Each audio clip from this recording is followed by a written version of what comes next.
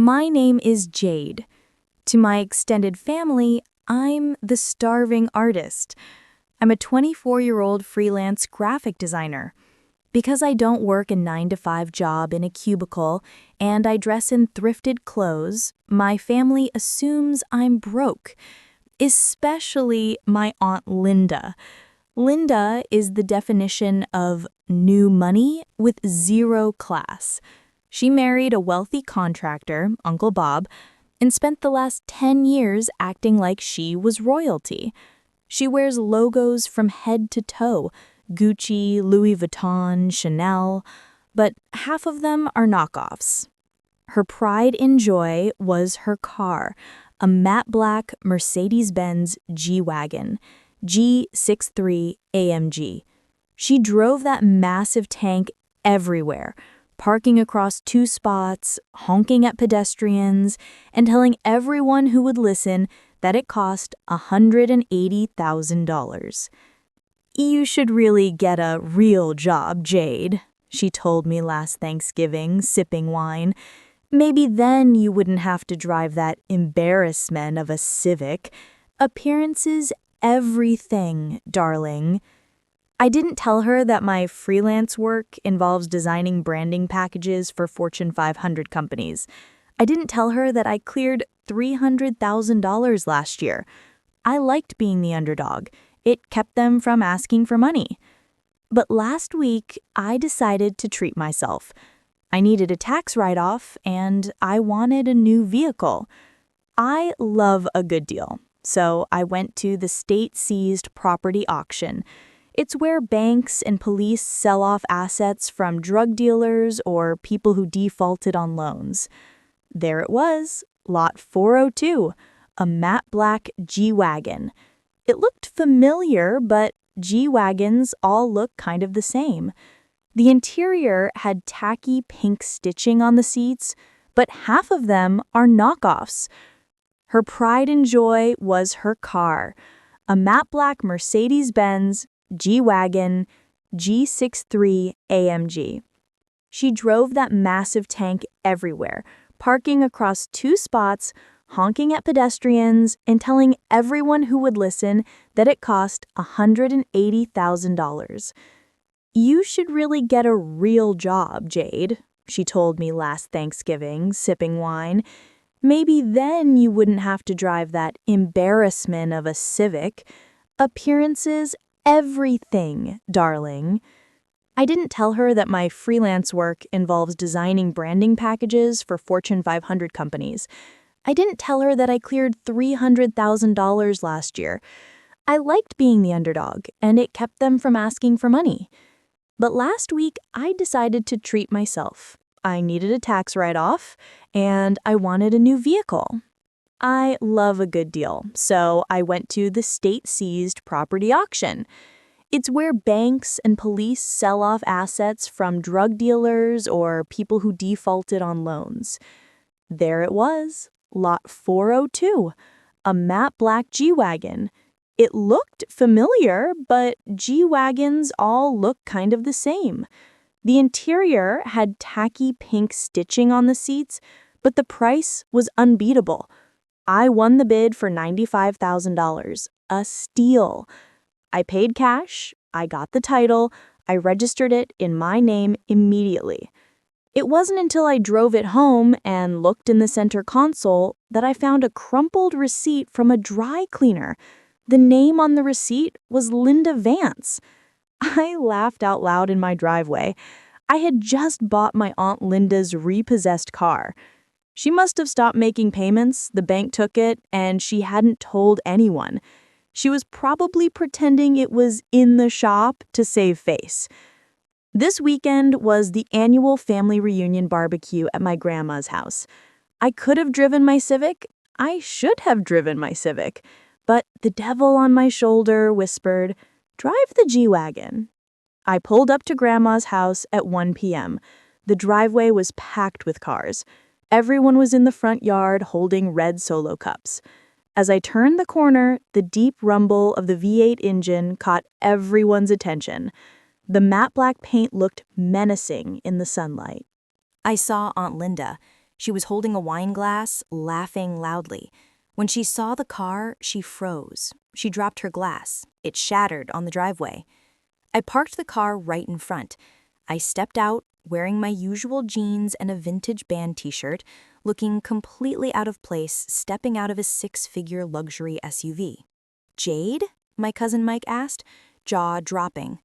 "Is that?"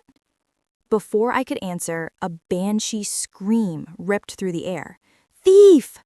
Aunt Linda was sprinting across the lawn, her heels sinking into the grass. Her face was purple. "You little thief! You stole it! You stole my car!" She reached me and tried to grab the keys from my hand. I pulled back. "Linda, calm down," I said. "I didn't steal anything." "Liar!" she shrieked. Turning to the family who had gathered around, "She broke into my garage. I told Bob I thought I heard a noise last night. She hot-wired it. Look at her. She can't afford a G-Wagon. She eats instant noodles." "Linda," Uncle Bob tried to intervene, looking nervous. "Maybe we should—" "Shut up, Bob," she snapped. "She stole our car. Call the police. Call 911 right now." "Linda, really, you don't want to do that," I warned her, trying to keep a straight face. "Just look at the license plate." She didn't look. She pulled out her phone and dialed 911. "Yes, I want to report a grand theft auto. My Mercedes G-63 was stolen. My niece is at 442 Maple Drive right now. She is dangerous. She might be on drugs. Send everyone." I leaned against the car door and crossed my arms. "Dangerous? Really? You're going to jail, you little brat." Linda spat at me. "I knew you were a criminal. Jealousy is a disease, Jade. You wanted my life so bad you took my car? I don't want your life, Linda, and I definitely don't want your credit score." "What did you say?" Sirens wailed in the distance. Linda grinned. It was a predatory, ugly smile. "Hear that?" she taunted. "That's the sound of your future ending. I hope you like orange jumpsuits." Two police cruisers screeched to a halt in front of the house. Officers jumped out, hands on their holsters. Linda had told them I was dangerous, so they weren't taking chances. "Police, step away from the vehicle," the lead officer shouted. "That's her," Linda pointed a shaking finger at me. "That's the thief. Arrest her. She stole my baby." The officer rushed toward me. "Ma'am, turn around. Hands on the hood, now." He grabbed my arm and spun me around, pushing me firmly against the warm metal of the G-Wagon's hood. He handcuffed me. The metal cuffs clicked tight. "Ow," I muttered. "You have the right to remain silent," the officer recited. Linda was cackling. "That's right, lock her up. Throw away the key. Look at her, shame of the family." My grandma was crying on the porch. "Jade, why did you do it?" I twisted my head to look at the officer, who was patting me down for weapons. "Officer," I said, my voice loud enough for Linda to hear, "I am remaining silent about the assault charge I'm going to file later. But before you take me to the station, can I ask you to do one thing?" "Quiet," the officer barked. "Is this your vehicle?" "No," Linda shouted. "It's mine. I have the keys. Well, the spare keys inside my house. But that is my car, my custom interior." "Officer," I repeated, "check the glove box. The registration is in there. And while you're at it, run the VIN number." The officer looked at me. He saw that I wasn't fighting. I wasn't panicking. I was smiling. He looked at Linda, who was practically foaming at the mouth. Then he looked back at me. "Stay here," he told me, as if I could move in handcuffs. He opened the driver's side door. He opened the glove box. He pulled out a yellow envelope. Linda smirked. "Go ahead, read it. Tell everyone it belongs to Linda Vance." The officer pulled out the document. He adjusted his sunglasses. He read the name. He frowned. He read it again. Then he looked at Linda. "Ma'am?" the officer asked. "Who did you say this vehicle belongs to?" The silence in the driveway was thick enough to choke on. The blue and red police lights flashed against the matte black paint of the G-Wagon. Aunt Linda stood there, arms crossed, a smug grin plastered on her face, waiting for the officer to confirm her victory. The officer looked at the document. He looked at the VIN number on the dashboard. Then he looked at Linda. "Ma'am?" the officer said, his voice dropping the aggressive tone he had used with me. "You stated that this vehicle belongs to you, Linda Vance." "Yes," Linda snapped. "Are you blind? It's my car. Arrest her." "Well, that's confusing," the officer said, scratching his chin. "This title is brand new, issued 3 days ago by the Department of Motor Vehicles, and the registered owner is listed as Jade Vance." The radio crackled back instantly, loud enough for everyone in the front yard to hear. "Vehicle is clear, not reported stolen. Valid registration to Jade Vance. Purchase history indicates vehicle was acquired at State Asset Auction, lot 402 on Tuesday." The officer looked at me. "You bought this at the police auction?" "Yes, sir," I said, wincing as the handcuffs dug into my wrists. "I have the bill of sale in the glove box too, under the napkins. I paid cash." The officer sighed. He pulled out a key and unlocked the handcuffs. "My apologies, Ms. Vance," he said, helping me stand up straight. "We were operating on the information provided by the caller." I rubbed my wrists. "It's okay. But you might want to ask the caller why her car was at a police auction in the first place." All eyes turned to Linda. She was pale, not just pale, she looked like the blood had been drained from her body. The smugness was gone, replaced by the frantic, darting eyes of a trapped animal. "Auction?" Uncle Bob stepped forward. He looked confused. "Linda, what is she talking about? You said the car was at the dealership for a transmission repair." "It is!" she shrieked, her voice cracking. "This is a trick. Jade stole it from the dealership. She bribed the police." "Ma'am, stop." The officer stepped toward Linda. His hand moved to his belt, not for his gun, but for his own handcuffs. "You called 911. You reported a grand theft auto in progress. You claimed this woman was dangerous and on drugs. You mobilized 2 units and wasted emergency resources." "I thought she stole it," Linda backpedaled, taking a step back. "It looks like my car. It was an honest mistake." "It wasn't a mistake, Linda," I said, reaching into the car and pulling out the crumpled dry cleaning receipt I had found earlier. "I found this in the console. It's yours. The bank repossessed your car, didn't they?" "No!" "Repo?" Uncle Bob's face went red. "Linda, tell me the truth. Did the bank take the car?" Linda burst into tears. "I missed a few payments. Just a few. I hid the letters. I was going to fix it, Bob. I didn't want you to worry. I thought if I reported it stolen, maybe insurance would cover it, or at least I wouldn't have to admit we're broke." "So you tried to send your niece to prison?" Bob shouted, his voice echoing through the neighborhood. "To cover up a repo? Are you insane?" "She's a loser." Linda pointed at me, venom spitting from her lips. "She doesn't deserve that car. I deserve it. It's mine. She did this to humiliate me." "You humiliated yourself," I said coldly. The officer had heard enough. He grabbed Linda's arm. "Linda Vance, turn around." "What? No, you can't arrest me. I'm the victim." "You are under arrest for filing a false police report, misuse of the 911 system, and attempted insurance fraud," the officer stated flatly.